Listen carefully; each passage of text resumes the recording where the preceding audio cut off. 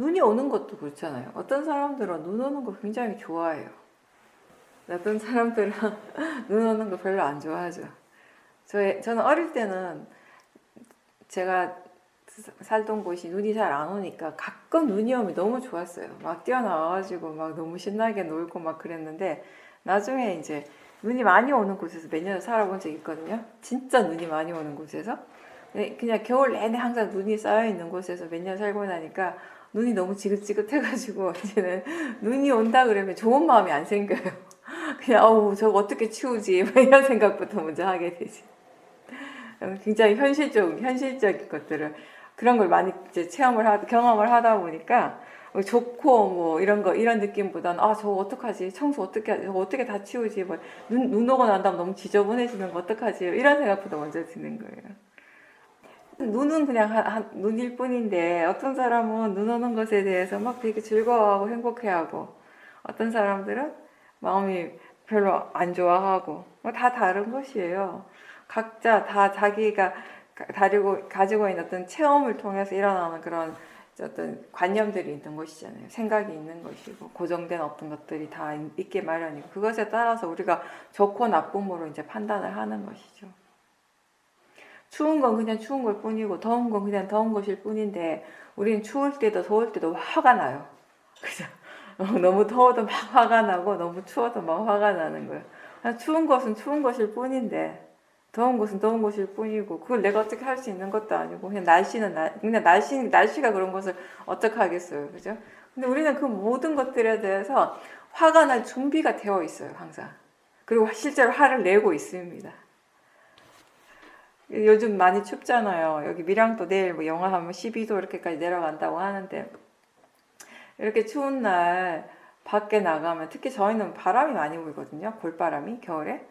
겨울에 바람이 세게 불면 체감 온도가 훨씬 떨어지거든요. 그럴 때 좋다 행복하다 잘 안 이러죠 사실. 화가 날 일이 아닌 건 알겠는데 마음이 뭔가 화가 나고 있어요. 막 이렇게 크게 화를 내는 건 아니지만 싫어하는 마음이 일어나고 있거든요. 그런 것들이 별거 아닌 것 같지만 어떻게 보면 우리가 평생 그런 마음들을 일으키고 살아왔던 거예요. 지금이라도 이제 그런 마음들을 바르게 봐야 되지 않겠습니까? 이제까지 수십 년 동안 그냥 그러려니 하고 당연한 듯이 생각하고 그냥 넘겨왔지만 이제는 이제 그런 것들을 바르게 봐야 될 때라는 거죠. 지금부터. 밖에 날씨 너무 추워도 우리가 해야 할 일은 해야 되니까 밖에 나가서 다녀야 될 일이 있으면 그럴 때 일어나는 마음들에 대해서 좀 더 집중해서 살펴보는 거죠. 그 마음이 분명히 도사가 있다라는 것을 알게 될 거예요. 그 도사를 지켜보면서 그 도사가 사라지게 되면 또 어떤 것들을 느끼냐면 마음이 일단 편안해졌을 때 이 몸이 굉장히 이렇게 몸에 힘이 많이 빠지게 돼요. 그러니까 추울 때 추워서 우리가 근육이 경직되는 것 자체는 분명히 있어요. 물질의 어떤 변화가 생기는 온도에 따라서 물질이 변화가 생기는 것도 있는데 그것 말고 사실은 우리 마음의 이 도사의 마음 때문에 싫어하는 마음 때문에 더 많은 힘을 주게 되거든요. 그래서 마음이 편안하게 이런 날씨에서 일어나는 이런 느낌들을 편안하게 받아들일 때 이 몸에서 일어나는 현상들도 훨씬 더 편안해진다라는 것입니다. 더울 때나 추울 때나. 그런 것들을 이제 잘 지켜보라는 거죠. 우리가 하는 이 수행은 알아차림을 개발하는 수행이잖아요. 알아차림을 계속 연습하는 수행이에요. 그래서 어떤 대상을 알아차리는가 사실 그렇게 중요하진 않아요. 지금 알아차리고 있는가, 그리고 이 사띠가 이어지고 있는가가 가장 중요합니다. 이렇게 알아차림이 이어지고 수행의 가속도가 생겼을 때 이 마음의 질이 달라지게 돼요. 그리고 일상에서도 이 알아차림이 계속 이어질 수 있다면은 우리가 경험하는 모든 일들에 대해서 우리 이전과는 다른 체험을 하게 되는 것이에요. 마음이. 그러면서 새로운 이해들이 생겨나는 것이죠. 방금 제가 얘기한 것처럼 추운 것에 대해서도 더운 것에 대해서도 우리가 수십 년 동안 그런 경험들, 춥고 덥고 하는 이런 체험들은 계속 해왔지만 그 추운 것에 대해서, 더운 것에 대해서 우리가 새로운 경험을 하는 기회가 되는 것이 수행을 한다라고 하는 것. 수행을 통해서 우리가 뭔가를 이해했다라고 할 때 그 이해하는 것은 결국 다른 게 아니라 지금 일어나고 있는 이 몸과 마음의 현상에 대한 이 자연적 이치를 이해하는 것이잖아요. 예를 들어서 우리가 생각이 일어날 때 그 생각에 대해서 우리가 알아야 될 것, 알아차려야 할 것은 지금 마음이 지금 생각하고 있다라는 것입니다. 생각하는 것이 마음이라는 것. 그게 대상이고 자연적 이치라는 것입니다. 그리고 아플 때 몸에 집중하는 것이 아니라 견해를 바르게 하려고 노력하고 일어나는 그 감각을 알아차림하는 것입니다. 근데 마음의 이치에 대해서, 이 법의 이치에 대해서 잘 이해하지 못했을 때는요, 이 마음의 상태가 조금 좋아지게 되면 수행이 또 느슨해지게 되고, 또 마음이 괴로워지면 또 막 열심히 수행하고, 이게 막 계속 반복되는 거예요. 그렇게 하다 보니까 뭔가 마음이 지속적으로 쭉 그러니까 발전한다라고 하는 그런 느낌을 갖기가 어려운 거죠.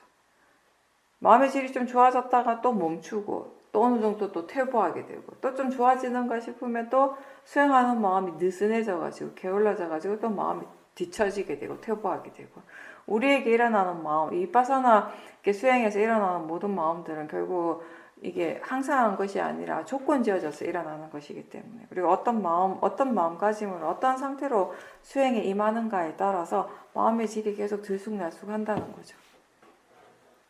알아차림이 지속이 되어야지 지금 각자 자신에게서 일어나고 있는 일, 지금 경험하고 있는 이 모든 것들에 대한 이해가 생겨나는 것이에요. 우리는 수행하는 것하고 상관없이 어쨌든 항상 뭔가를 보고 있고 듣고 있어요. 생각이 일어나고 있고 몸과 마음의 느낌이 있고 맛과 냄새를 알고 이런 것들은 항상 일어납니다. 근데 이제 알아차리고 수행하는 것이 능숙해지면서 이전과 가장 큰 차이점은 결국 이런 이게 육문에서 일어나는 현상들에 대해서 뭔가 새로운 알미, 새로운 이해가 이제 생겨난다라는 것입니다. 보는 것이 뭔지, 본다라고 하는 것이 무엇인가에 대해서 새롭게 이해하게 되고요. 항상 듣고 있었는데 이 듣는 것에 대한 새로운 이해가 생기는 것입니다. 듣는다라고 하는 것, 본다라고 하는 것이 마음의 일이라고 하는 것, 그런 이해들이 이제 생기는 것이에요. 내가 보고 내가 듣는다라고 했던 그런 생각에서 이제 보는 그 작용이 일어나고 있고 본다라고 하는 이 일이 조건이 갖추어져서 일어날 수 있다라고 하는 그 사실을 이제 깨닫게 되는 거죠.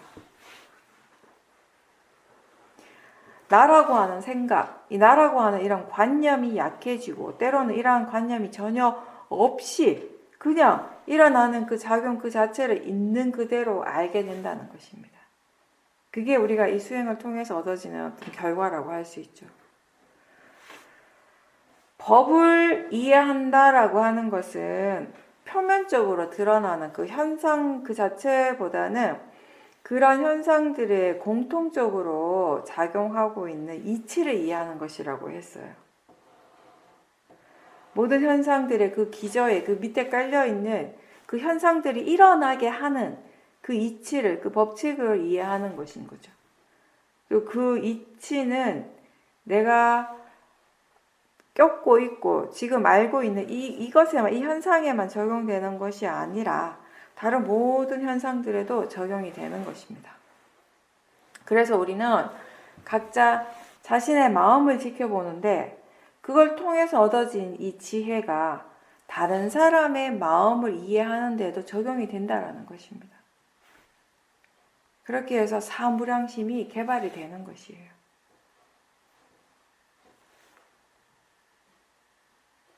바르게 수행을 한다면은 알아차림을 오래 하면 할수록 계속 유지하면 할수록 마음이 더 가볍고요.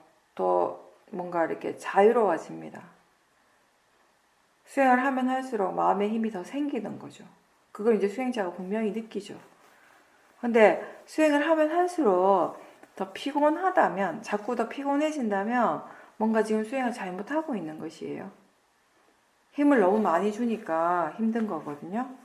근데 힘을 준다라고 하는 거, 수행을 하면 할수록 뭔가 피곤하다라고 하는 거는 거기에 번뇌가 있는 거예요. 수행하는 마음이 지금 바르지 않다라는 것입니다. 그래서 잠깐 멈추고 그럴 때는 대상에 너무 집중하지 말고 마음가짐을 보십시오. 지금 어떤 마음가짐으로 수행하고 있는지를 점검해야 합니다. 습관적으로 마음이 대상 쪽에만 너무 집중하고 있다면은 아는 쪽을 다시 알려고 노력을 해야 하거든요.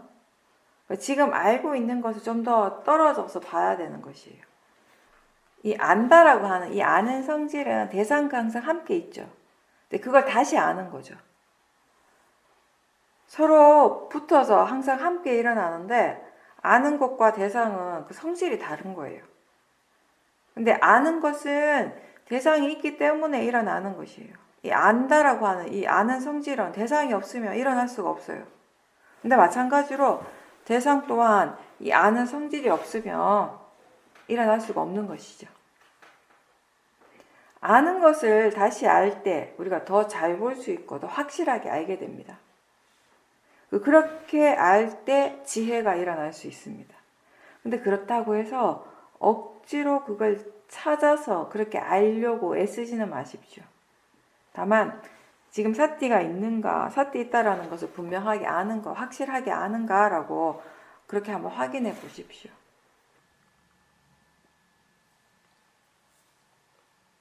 네, 보살님은 요즘 통증에 대해서 굉장히 깊이 관심을 가지고 관찰하는 중이라고 하셨는데요. 그래서 이게 그냥 4대 성질로서 일어나는 현상일 뿐이라는 이해, 물질과 마음이 서로 맞물려서 일어나는 현상들에 대한 이해가 많이 깊어졌다고 하셨습니다. 그러면서 수행하는 도중에 대상과 마음뿐이라는, 지금 일어나는 것은 오로지 대상과 마음이라는 것, 그게 전부라고 하는 그런 알도 있었고, 또 계속 지켜볼 때 중간중간에 마음이 지금 뭘 이해하는가, 뭘 이해하고 있는가, 또는 뭐 이렇게 지켜보는 것이 전부인가? 라고 하는 이런 질문도 자연스럽게 일어났고, 또 문득 윤회에 대한 질문도 생겼는데, 이렇게 질문을 할 때, 그때 마음이 굉장히 깨끗하고 깨어나는 느낌이었다라고 하셨습니다. 통증에 대해서 계속 관심을 갖고 지켜보고 있다고 하셨는데, 사실 뭐 예전에도 통증에 대해서는 많이 지켜봤을 것이고 본인 나름대로 또 이 통증이라고 하는 것에 대해서 이해하고 있는 부분도 있었겠죠, 그죠? 있었지만 지금 마음이 여기에 관심을 가지고 더 이제 집중해서 수행을 하니까 또 지금의 마음이, 지금의 지혜가 알 수 있는 만큼 또 새로운 지혜들이 이제 일어나는 걸 경험을 하시는 거잖아요. 그러면서 이제 이게 정말 물질과 마음이 항상 함께 일어난다라는 거, 서로 연결되어서 관계되어가지고 항상 함께 일어나고 있다라고 하는 이 연기적 성질에 대한 이해들이 이제 조금씩 더 깊어지는 거죠. 그러니까 경전에 보면 부처님께서 이런 말씀하셨어요. 지혜는 잘 알기 위해서 존재하고 지혜는 충분히 알기 위해서 존재한다라고 했어요. 불교에서 말하는 이 열반이라고 하는 것을 가장 간단하게 얘기하면은 탐진치의 소멸이잖아요. 모든 탐심의 멸진, 진심의 멸진, 치심의 멸진, 이렇게 부처님은 아주 간단하게 이렇게 말씀을 하셨어요. 네, 그렇게 되기 위해서 반드시 이제 필요한 거, 개발되어져야 하는 것이 바로 지혜란 말이에요. 통찰지. 그런 탐진치를 멸진하게 하는 것은 결국 지혜이기 때문에, 지혜의 힘이기 때문에. 근데 아직까지 우리가 그렇게 이 모든 탐진치가 멸진할 만큼, 완전히 사라지고 다시 일어나지 않을 만큼의 지혜가 충분하지 않기 때문에 우리에게 일어나는 지혜들은 여전히 이렇게 조건 지어져서 일어나는 지혜이기 때문에 계속 개발되어져야 하는 것이에요. 아무리, 그러니까 지혜가 일어나는 순간에, 그걸 체험하는 순간에, 아, 정말 이게 깊은 지혜다라고 그렇게 느껴질 때가 있다라 하더라도 그거는 내가 내 마음이 그렇게 느끼는 것이 내 마음이 그냥 그 수준에서 그렇게 느끼는 것이지 그게 정말 완벽한 지혜라고는 아무도 이렇게 말할 수가 없는 것이잖아요. 그죠? 그게 정말 완벽한 것이라면 우리가 탐진치로부터 완전히 이제 자유로워져야 되는 것이죠. 그런 지혜는 아니기 때문에 결국 우리는 계속 이 뭔가 마음을 관찰하는 것을 통해서 지혜를 계속 개발해야 되고 그래서 우리는 왜 계속 우리가 수행을 할 수밖에 없는가에 대한 답은 바로 그거라고 생각을 해요. 우리 수행을 하다 보면 그런 이렇게 보자면 지금 방금 비슷한 얘기를 했지만 그런 질문을 스스로가 하게 되거든요. 그죠? 근데 결국 그 답은 바로 그거예요. 아직 충분하지 않은 거예요. 뭐가? 지혜가 충분하지 않아요. 부처님 뭐라고 말씀하셨냐면 지혜는 잘 알기 위해서 존재하고 충분히 알기 위해 존재하고 또 마지막에 뭐라고 말씀하셨냐면 버리기 위해서 존재한다고 하셨어요. 우리가 지금 알고 있고 충분히 잘 알고 있고 충분히 이렇게 이해하고 있지만 완전히 버릴 만큼의 지혜는 아니거든요. 근데 뭘 버리는가? 결국 이 집착을 버리는 것이겠죠. 그죠? 그리고 어리석음을 버리는 것이겠죠. 그래서 버리기 위해서 존재하는 것이 지혜라고 하셨어요. 그래서 끊임없이 우리는 일어나고 사라지는 것을 계속 지켜보면서 그걸 통해서 결국 또 지혜를 계속 개발해 나가는 것입니다. 다른 것 없어요. 계속 그렇게 하는 것이 지겹지 않은 이유가 계속 새로운 것들을 우리가 보기 때문에 그리고 계속 그걸 통해서 계속 새로운 이해들이 일어날 수 있기 때문에 그런 것입니다.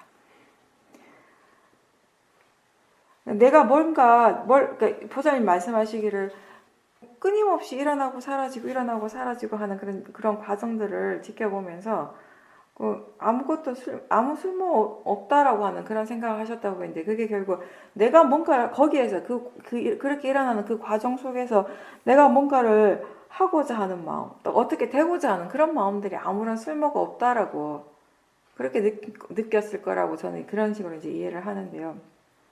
우리가 이 수행을 하고 마음의 힘이 굉장히 좋은 상태를 경험할 때가 있어요. 진짜 마음이 순수한 상태가 될 때가 있어요. 그게 그 순간만은 정말 모든 탐진치가 완전히 없는 그런 순간을 체험할 때가 있긴 있거든요. 근데 그게 굉장히 짧은 순간인 거죠. 계속 항상한 것이 아니라 영원한 것이 아니라 아주 짧은 순간이지만 탐진치가 없는 그런 순간을 우리가 경험할 때가 있어요. 그래서 굉장히 일시적인 어떤 열반 상태 같은 근데 마음이 일시적으로 모든 번뇌로부터 자유로워진 상태인 거죠. 근데 그때 그 마음도 역시 조건지어져서 일어나는 거예요. 완전한 열반의 상태는 아닌 거예요. 이 마음 또한 무상하고 원인과 결과의 과정들은 사실 계속 이어지고 있어요. 근데 그럴 때 수행자가 보는가 하면 뭘 아는가 하면 그 순간에 일어나는 건 정말 아는 성질도 알아지는 성질밖에 없구나. 딱 그거예요. 그러니까 아무것도 없는 건 아니에요. 그 순간에. 번뇌는 없지만 그렇다고 해서 아무것도 없는 건 아니고 뭐가 더 분명하게 알아지는가 하면 결국 결국 아는 성질과 알아지는 성질밖에 없는데 그게 계속 일어나고 사라지고 하는 그 과정들은 계속 알아지고 있다는 것인 거죠.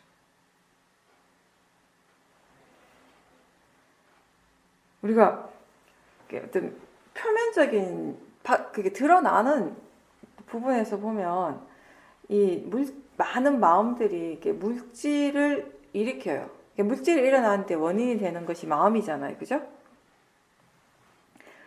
근데 번뇌가 일어날 때, 그 번뇌가 지금 일어나고 있다는 것을 알지 못하고 그냥 번뇌를 내버려 두면 그 번뇌로 인해서 새로운 물질이 또 일어나는 것이에요. 그죠? 예를 들면 화가 나면 몸에 막 열이 나잖아요. 그리고 막 긴장을 하고 힘을 주게 되잖아요. 그리고 또 이 화의 마음이 이런 물질뿐만 아니라 화의 마음, 또 다른 화의 마음을 또 일으키게 하는 조건이 되는 거죠. 마음과 물질이 일어나는 조건이 되는 거예요. 근데 우리가 알아차림과 지혜가 있다면은, 알아차림과 지혜의 힘이 굉장히 좋으면은, 이게 이 화의 마음이 안 일어날 거 아니에요. 전에는 그 대상에 대해서 화가 일어났지만 지금은 사태와 지혜의 힘이 좋아서 화가 더 이상 안 일어나는 거예요. 그러면 화가 안 일어나기 때문에 더 이상의 어떤 물질도, 화로 인한 물질도 생성되지 않는 거죠. 번뇌가 일어나는 것 자체가 이미 이렇게 막아졌기 때문에. 그죠? 우리가 수행을 통해서 번뇌의 성질을 이해하잖아요. 그랬을 때 이제 대부분의 경우 우리가 경험하는 건 어떤 것이냐면 먼저 번뇌가 이미 일어나요. 미세하든 거칠든 번뇌가 일어나고 있고 그 번뇌가 일어났지만 사띠와 지혜의 힘이 좋기 때문에 그 번뇌가 멈추게 되잖아요. 이해했기 때문에 번뇌가 사라지게 돼요. 근데 어떤 지혜는 이렇게 되는 거예요. 어떤 지혜들은 번뇌가 일어나는 것 자체를 막는 거예요. 그런 힘을 가진 거예요. 어떤 지혜는 이미 일어난 지혜를 알고 그걸 알아차림으로 해서 그 지혜가 사라지는 그 번뇌가 사라지는 것이라면 대부분 우리가 그런 지혜들을 체험하는 거예요, 사실은. 근데 어떤 지혜 같은 경우는 번뇌가 일어나는 것 자체를 막는 힘이 이미 있는 거예요, 그 지혜에. 수행을 하고 있고 그 순간에 그 수행을 하고 있고 그 사띠와 지혜의 힘이 굉장히 좋을 때 그 순간에 일어날 수 있는 지혜 번뇌가 아예 안 일어날 수 있게 하는 막아버리는 그런 지혜가 있다면 우리의 마음은 어떻겠어요? 계속 평온하겠죠. 고요하겠죠. 그런 순간들이 이어지게 될 때 아까 제가 얘기한 어떤 순간적이지만 굉장히 일시적인 어떤 닛바나를 수행자가 체험하는 그런 순간이 되는 거예요. 근데 그 순간에 오로지 일어남과 사라짐이 있어요. 아무것도 없는 것은 아니고. 예, 보살님께서는 요즘 알아차리는 그 마음에 대해 관심이 많이 증폭이 됐다고 하셨는데요. 그 마음이 그냥 단순한 사띠라기보다는 이제 지혜와 항상 함께 있는 알아차림인데, 그러면서 이제 최근에 이제 수행에 관한 책을 읽으면서 부처님의 그 84,000 법문을 축약을 하면 결국 그게 37조도품이고, 이걸 다시 축약을 하면 8정도이고, 또 이것을 다시 축약하면 삼합이 되고, 이걸 다시 축약을 하면 알아차림이다 라고 하는 그런 말씀을 읽으면서 그 굉장히 많이 스스로에게 많이 와닿았다라고 하셨어요.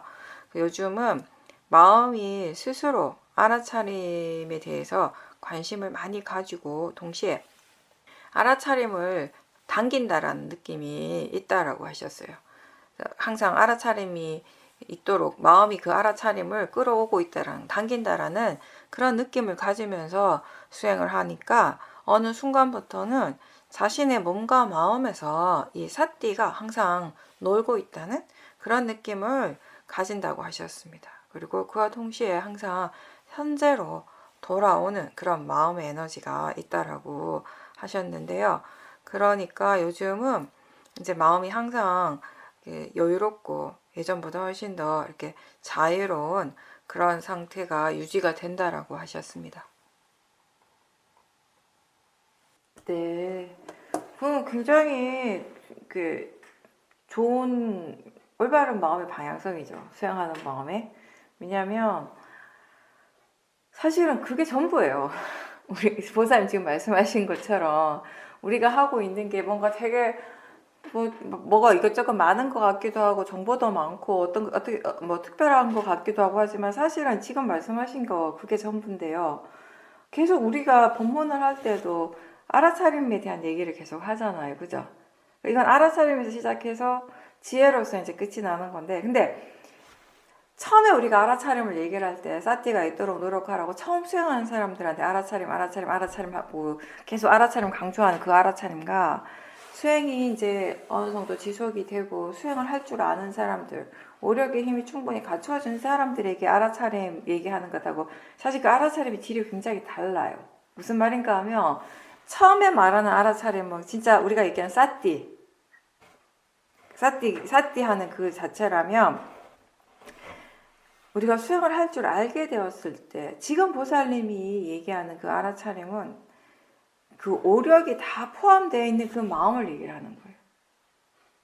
그 중에서 가장 중요한 역할을 하는 것은 지혜겠죠. 그렇죠? 보살님도 얘기하셨지만 그 알아차림을 대상으로 알아차림 쪽에 관심을 둔다라고 했는데 그게 단순한 그냥 알아차림이 아니라 지혜와 함께 있는 알아차림이라는 거. 그걸 분명히 아시잖아요. 그죠? 그러니까 37조도품이라고 하는 것이 깨달음에 이르는데 꼭 필요한 그 이제 37가지 법을 말씀하시는 거잖아요. 그죠? 근데 결국에는 그게 우리가 불교라고 하는 것이 뭐 되게 부처님 말씀이 되게 방대하단 말이에요. 굉장히 방대한데 결국 그거를 추격하고 엑기스적으로 계속 하다 보면 결국 뭐가 남는가 하면은 사성제 8정도예요. 사성제 8정도인데 그게 우리가 깨달음을 얻기 위해서 반드시 가야 하는 길이 8정도란 말이죠. 그 모든 것들의 가장 기본이 되는 거예요. 처음 시작이 뭐냐면은 결국 사티에서부터 시작을 한다라는 것이에요. 알아차림이 없으면은 항상 우리가 그런 얘기 하잖아요. 알아차림이 없으면 다른 게 아무것도 할 수가 없더라고. 사티가 없다면 거기에 바른 위리아가 일어날 수가 없고요. 이렇게 바른 정진이 있을 수가 없고요. 사티가 없다면 바른 사마디가 일어나기가 어렵고, 그리고 사티가 없다면 그걸로 인해서 일어난 지혜 통찰제를 개발하는 것이 불가능하기 때문에. 그래서 알아차림이 중요한 거죠. 근데 알아차림이 중요한데 또 알아차림이 또 전부는 아닌 것이죠. 그죠? 근데 이 말이 잘 의미와 또 의미를 잘 파악을 해야 되는데, 알아차림이 전부가 아니다라고 할 때 그 알아차림의 의미와 우리가 이 오력을 다 포함하는 그 알아차림을 얘기를 할 때 조금 의미를 다르게 생각을 해줘야 되는 것이거든요. 무슨 말인가 하면 그냥 진짜 지금 현재 일어나는 것을 아는 것을 잊지 않는 그 마음, 사띠잖아요. 그죠? 근데 우리가 수행하는 마음을 얘기할 때 알아차림이 수행하는 마음을 전체적으로 이제 이렇게 의미를 할 때는 그때 오력이 다 포함된 마음인 것이에요. 지혜와 함께 있는 마음. 그래서 아마 보살님이 지금 관심을 두고 지켜보는 마음은, 이해하고자 이렇게 지켜보는 마음은 그 오력이 항상 함께 있는 그 마음을 얘기를 할 거예요. 수행하는 그 마음, 지켜보는 마음. 그게 이제 그 마음을 이제 대상으로 이렇게 보는 것인데, 우리가 왜 안다라고, 마음이라고 하는 것은 아는 것이다라고 해서 이 육식을 얘기를 하잖아요. 그죠? 육식이 있고 그리고 알아차림이 있어요. 근데 이 두 가지가 굉장히 다른 마음이잖아요. 그죠? 이 식이라고 하는 거는 그냥 단순히 대상을 알기만 하는 이 마음이에요. 근데 알아차림이라고 하는 이쪽은 오력이라고 하는 사티, 사마디, 위리아, 신심, 지혜가 항상 함께 있는 마음인 것이죠. 그죠? 전혀 다른 마음이잖아요. 그러니까 알아차린다라고, 사티한다라고 할 때는 사실은 대상과 대상을 아는 마음, 그걸 다 함께 아는 마음이잖아요. 그죠? 무슨 말인가 하면 우리가 이 소리 듣는 걸 알아차림한다라고 할 때 그 들음이라고 하는 것은 어떤 의미인가 하면은 이론적으로 얘기한다면 소리를 아는 마음이에요. 그게 듣는 작용이잖아요. 우리가 보는 것을 알아차림한다라고 할 때 그 봄이라고 하는 건 뭐예요? 보이는 형색과 그걸 아는 마음이잖아요. 이 대상과 대상을 아는 마음, 이 두 가지를 같이 아는 것이 알아차림이라고 하는 것은. 그죠? 제가 이 얘기를 왜 하는가 하면, 가끔에 제가 이런 표현을 하잖아요. 마음이 알지 못하면, 마음이 대상을 알지 못하면 우리한테 그건 없는 거다. 그죠? 그때 이 마음은 뭐냐면 식을 얘기를 하는 것이. 색성의 미촉법이라고 하는 이 대상을 아는 마음, 육식이 일어나지 않으면 바깥에 뭐가 일어나더라도 그건 우리한테 없는 것이에요. 우리 세상이 아니에요. 우리가 인식할 수 있는 세상이 아닌 거죠. 그죠? 우리한테 아무런 의미가 없는 거잖아요. 그거는 있다고 할 수가 없잖아요. 그죠? 근데 알아차림은 다른 거예요. 우리가 육문을 통해서 그 여러 작용들이 계속해서 일어나고 있어요. 있는데 매 순간순간마다 그걸 다 알아차리지는 못하잖아요. 알아차리기도 하고 알아차리지 못하기도 하잖아요. 근데 이 부분에서 본다면 알아차리지 못한다고 해서 그게 우리한테 없는 걸까요? 그건 아니에요.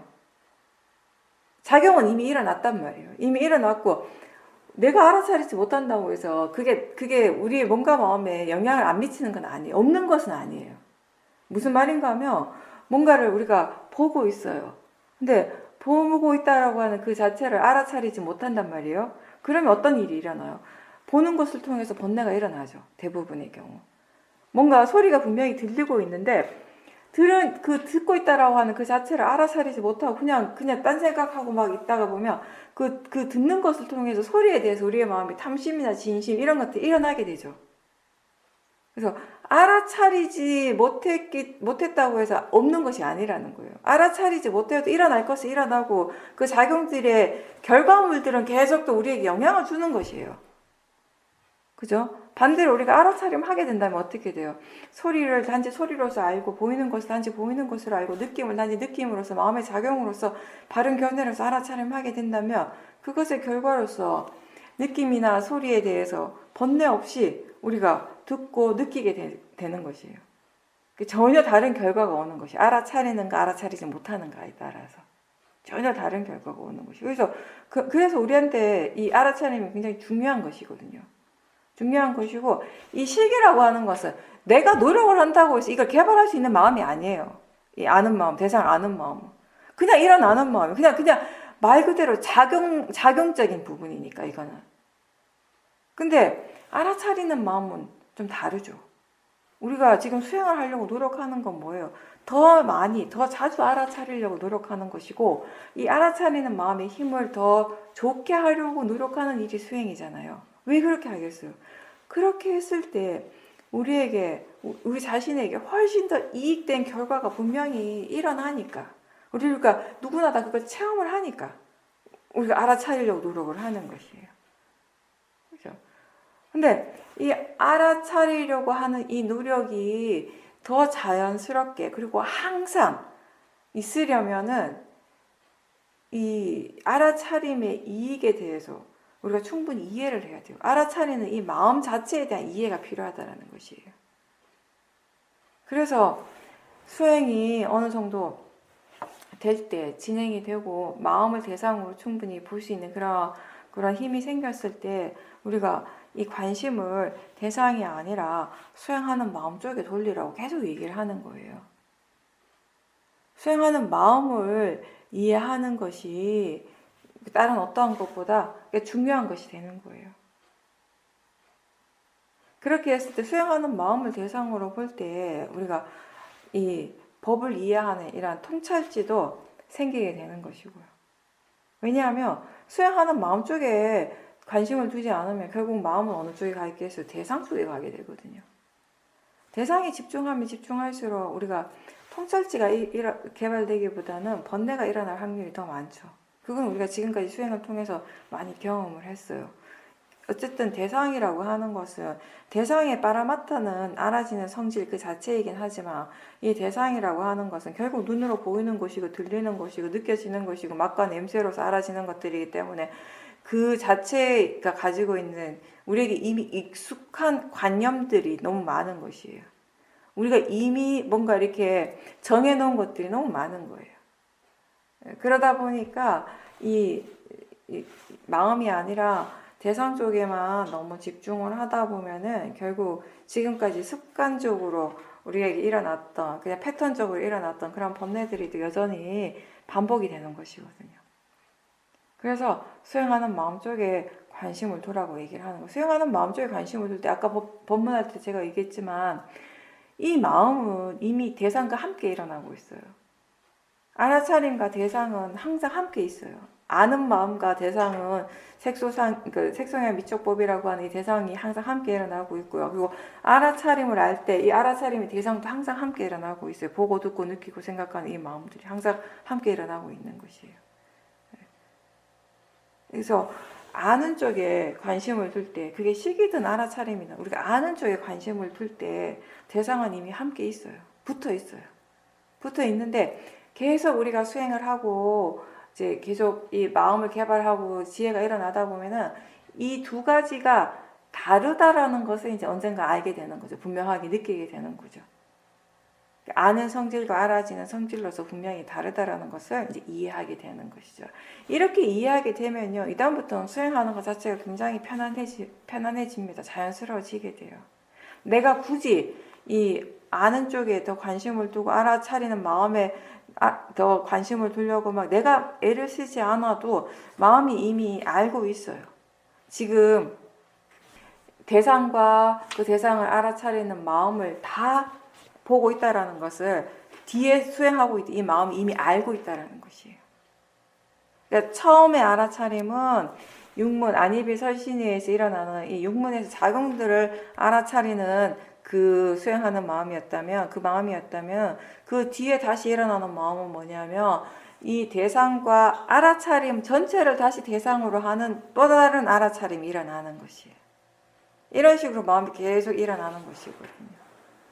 근데 여러분들이 경험을 해보면 이 육문에서 일어나는 것을 대상으로 알아차림을 할 때, 이것도 알아차림이잖아요. 그죠? 이것도 알아차림이고, 이 알아차림을 다시 알아차리는 것도 알아차림이에요. 알아차림이라고 하는 점에서는 같아요. 성질은 같아요. 근데 이 마음의 질이 완전히 달라요. 이거 완전히 다르다라는 걸 수행자가 확실하게 느낄 수가 있어요. 너무 다르기 때문에. 조금 다른 게 아니라 너무 다르기 때문에. 이 뒤에 마음, 뒤에 일어나는 알아차리는 마음이 훨씬 더 지혜가 깊은 마음이겠죠. 당연히. 그죠? 그러니까 이 마음이 일어나서 이 마음이 알아차리고 있을 때는 내가 아무것도 안 하고 있어요. 난 정말 아무것도 안 해요. 그냥 가만히 있어요. 근데 마음은 한없이 고요하고 평온하고, 근데 알아지는 것들은 계속 알아지고 있어요. 마음은 계속 수행을 하고 있고, 지혜들이 계속 개발되고, 그런 과정들이 이제 계속 연결이 되는 거죠. 지금 그렇게 보살님이 의도적으로 하는 건 분명히 아닐 거예요. 마음이 지혜가 있기 때문에 그 지혜가 알아차림 쪽에 관심을 가지고 그것에 대해서 알고자 하는 것이에요. 어떻게 생각하면 아니 지금까지 수없이 알아차림을 했고 그리고 알아차림 마음에 대해서 충분히 안다라고 생각할 수 있는데 지혜는 그게 아니라고 이제 이해한 거죠. 여기에 대해서 우리 알 것이 더 많다라는 걸 안 거예요. 그게 중요하다고 저는 생각을 해요. 지금까지도 충분히 안다라고 생각을 했잖아요. 그죠? 아마 이전의 마음들은 알아차림에 대해서 더 알아야 된다고 생각을 안 했을 거예요. 다 안다라고 생각했기 때문에. 근데 지금 일어나는 지혜는 다른 지혜예요. 여기에 대해서도 아직 알아야 될 것이 많다라고 다시 한번 깨닫게 되는 거죠. 그러면서 관심을 가지는 거죠. 근데 그게 진짜거든요. 그게 사실이거든요. 그걸 통해서 더 많은 지혜들이 일어나게 되는 것이에요. 기본이 항상 우리가 수행이든 수행이 아니든 제가 볼 땐 그래요. 항상 기본이 제일 중요한 거예요. 기본이 되면 다 되는 거예요. 기본이 잘 갖춰지면 기초가 잘 딱 껴져 있고 우리가 그러니까 기본이 원리를 아는 거죠. 이치를 아는 것이거든요. 그걸 알게 되면 나머지는 다 응용 문제는 다 풀 수 있게 되는 거예요. 그러니까 예를 들어 이런 거죠. 우리가 수학이나 물리를 할 때 학생들은 어떻게든 문제를 잘 풀려고 애를 쓰잖아요. 근데 진짜 중요한 건 그 공식에 대해서 우리가 이해하는 거잖아요. 그 공식을 이해하게 되면 문제를 숫자를 아무리 비틀어 놔도 다 맞출 수가 있는 거잖아요. 그러니까 지금 그 공식에 대해서 마음이 이해를 한다라는 것이에요. 그 부분에 대해서 이치를 이해한다라고 하는 거. 그러면 그 이치를 이해하게 되면 뭐가 일어나더라도요. 어떤 것이 일어나고 어떤 번뇌가 일어나더라도 그 이치가 다 적용이 되는 거예요. 그게 안 되는 건 없어요. 우리 몸과 마음에서 일어나는 모든 것들은. 지금 마음이, 지금의 지혜가 관심을 가지고 그 수행을 어떻게 하는지 이런 부분들에 대해 또 다시 물러나서 지켜보면서 계속 그렇게 수행을 하시면 됩니다.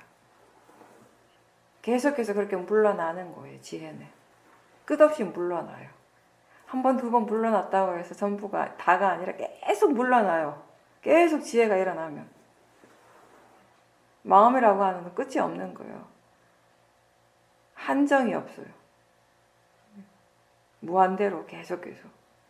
우리가 보는 건, 우리가 아는 건 그 중에 극히 일부인 거죠.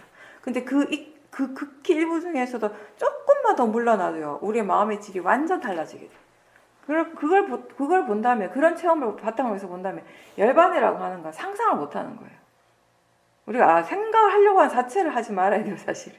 그래서 우리 부처님께서 생각해봤자 아무런 이득이 없는 것 중에 하나가 그 깨달음의 경지라고 말씀하셨고, 열반의 경지라고. 마음이 그냥 한 발짝 더 물러나도 완전 다르거든요. 완전 제 경험에 의하면, 그러니까 대상을 육문에서 일어난 대상을 알아차리던 그 마음에서 다시 그 마음을 알아차리는 또 다른 그 물러남이 생겼을 때, 또 다른 이제 알아차림을 이미 생겨났을 때, 이것만 해도 완전 마음이 달라졌거든요. 그것만 돼도. 그러니까 그걸 바탕으로 우리가 생각해 본다면 열반이라고 하는 건 상상 불가한 거죠. 근데 그건 뭐 그게 중요한 건 아니고, 우리는 지금 우리가 할 수 있는 만큼 하는 것이에요. 지금의 최선을 다하는 것이, 지금 할 수 있는 최선을 다하는 것이 결국 열반을 향해서 가는 거예요. 그게 그 자체가. 열반이라고 하는 것에 대해서는 우리가 모르지만 중요한 건 열반을 향해서 가고 있다라는 것이죠. 예, 맞습니다. 그러니까 육문을 통해서 수행의 대상들은 끝없이 일어나고 있어요. 예, 근데 내가 사티를 하지 않는다고 해서 그게 없는 게 아니잖아요. 단지 모를 뿐인 것이지, 모른다고 해서 없는 건 아니라는 것이에요. 그러니까 보고 듣고 느끼고 하는 건 계속 일어나요. 근데 그게 거기에서 멈춰버리면, 거기서 끝이 나면 또 괜찮아요. 근데 우리의 모든 번뇌들은 어디에서부터 일어나요? 보는 것을 통해서, 소리를 통해서, 맛을 통해서, 냄새를 통해서, 느낌을 통해서 우리의 번뇌들은 끊임없이 일어나는 거예요. 알아차림과 지혜라고 하는 것은 그 번뇌가 일어나는 것을 막아주는 거예요. 알기 때문에 우리가 거기에서 벗어날 수 있는 것이. 대상은 어차피 알든 모르든 일어나요. 근데 그것에 바르지 않는 영향, 그러니까 번뇌로부터 우리가 벗어나게 돼요. 많이 알아차리면 알아차릴수록 마음은 더 많은 정보를 가지게 될 것이고, 그로 인해서 우리는 더 많은 지혜를 개발할 수 있는 또 기회를 가지는 것이에요.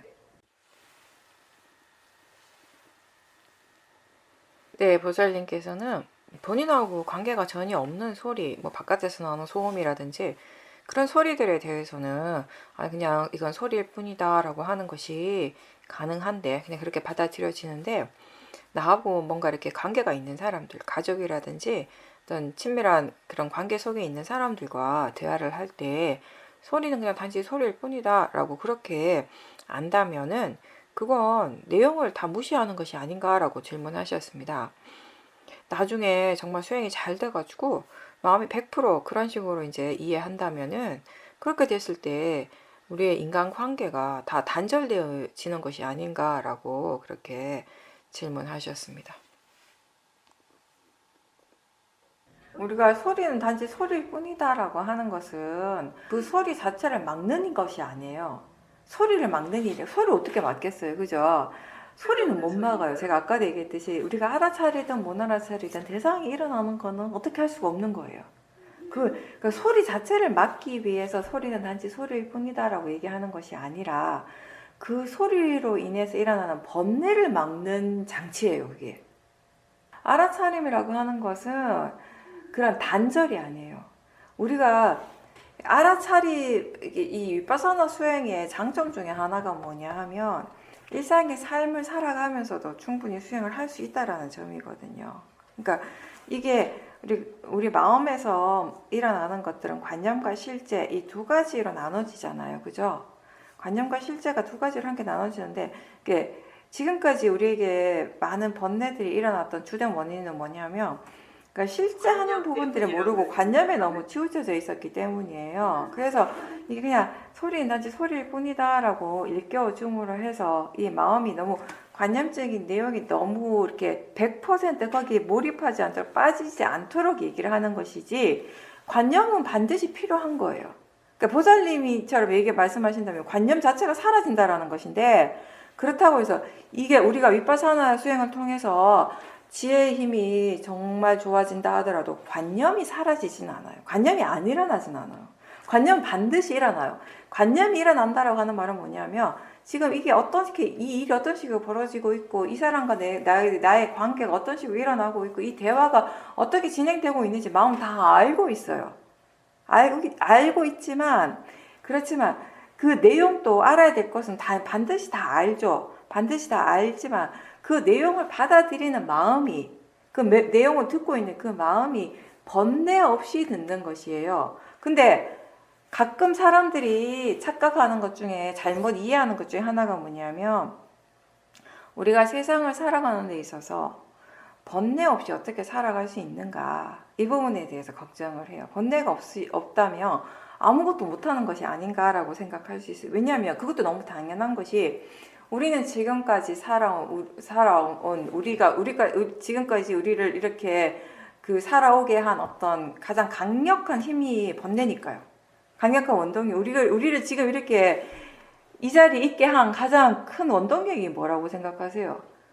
집착, 예, 욕심, 집착, 예, 번뇌예요. 그러니까 그 번뇌가 없이 세상 어떻게 살아갈 수 있을까? 이런 거 이렇게 걱정을 하는 거 너무 당연하다고 생각해요. 근데 우리가 한 가지 간과하는 게 뭐냐면 번뇌가 없다고 해서 아무것도 없는 것이 아니에요. 그러니까 예전에는 내가 가족들하고 대화를 할 때, 가까운 사람들과 대화를 할 때, 우리가 가까운 사람일수록 가깝다라고 표현하는 거야. 사실 어떻게 생각하면 집착이에요. 그죠? 여러분들 인간관계에 대해서 가깝다 멀다를 우리가 이렇게 표현을 하는데 지금 한번 이렇게 생각해 보면 그 기준이 뭘까요? 가깝다 멀다. 누군가가 내가 누군가를 떠올렸어. 그래 떠올리는 순간 마음이 나랑 굉장히 가까운 사람이라고 딱 느끼잖아요. 무엇이 그게 그 느낌을 일으키는 가깝다 멀다 그 느낌을 일으키는 그 밑에 뭐가 있어요? 집착이에요. 맞죠? 집착이 없으면 멀리 있는 사람이에요. 나하고 저 멀리 있는 사람, 나하고 관계 없는 사람이에요. 집착이 강할수록 나하고 되게 가까운 사람이에요. 나의 배우자이거나 나의 자식이거나 손자거나, 그죠? 내가 가장 좋아하는 누군가 이렇게 되는 거예요. 가까운 사람들. 그것도 재밌지 않아요, 사실? 우리가 지금 평생 아무 생각 없이 살아왔는데 가깝다 멀다를 그냥 아무 생각 없이 생각하고 살았어요. 당연하게 생각했어요. 근데 그게 그 기준이 집착이라는 거. 그만큼 집착이, 탐심이, 번뇌가 우리에게 그만큼 밀착해 있다라는 걸 보여주는 거, 이 자체가. 우리 탐심 없이 살아갈 수 없는 그런 상태라는 걸 보여주는 건데, 이 가까운 사람들이죠. 그러니까 집착이 강한 관계일수록 우리가 그 사람하고 뭘 하든지 간에 그 집착이 계속 일어날 거 아니에요. 영향을 미칠 거 아니에요. 우리의 말이나 행동에. 그죠? 그러니까 힘든 거예요. 식구들하고 있을 때 수행하기 힘든 이유가 바로 그런 부분이에요. 어떻게든 나는 저 사람이 잘 됐으면 좋겠는 거예요. 그러면 저 사람은 이렇게 하려고 하는데 내가 볼 때는 이렇게 하면 안 돼. 저렇게 해야 잘 돼. 내가 볼 땐. 나하고 먼 사람인 것 같으면 잘 되든 뭘 되든 상관없어요. 뭐 네 알아서 해라 이렇게 되는데 가까우니까 그게 안 되는 거예요. 너 그렇게 하면 안 돼. 너 잘못된 거야. 자꾸 이 생각이 드는 거예요. 생각만 하면 다행인데 이게 말로 막 튀어나와. 그거 막 행동으로 막 나와. 얼굴 표정으로 확 늘어나는 거예요. 알면서도 그렇게 되는 거예요. 집착이 더 강하니까 알아도 안 되는 거. 알아도 그 집착의 힘이 더 강하니까 말을 할 때도 대화를 할 때도 그런 집착의 마음으로 하는 거예요. 탐심의 마음으로. 그러니까 그래서 우리가 그냥 단지 소리로 들어라. 그냥 단지 그냥 들리는 대상이라고, 알아지는 대상이라고 알라라고 한 것은 그런 집착으로부터 우리가 자기 자신을 보호하기 위해서 하는 것이에요. 방패예요. 소리 자체를 막는 일이 아니라 그렇게 해도 소리 들릴 건 다 들어요. 생각할 건 다 해요. 관념은 다 일어나죠. 그죠? 그리고 이제 그렇게 수행을 해서 우리의 마음의 힘이 이게 정말 좋아졌을 때, 지금과는 전혀 다른 마음의 상태가 되었을 때, 그때도 우리 똑같이 들어요. 그 사람하고 대화를 똑같이 할 수 있어요. 일상적인 대화 다 해요. 밥도 먹고 세수도 하고 깨달아도 다 하거든요. 하는데 그 대화하는 마음이 더 이상 집착이 없는 거예요. 집착 대신에 지혜가 있겠죠.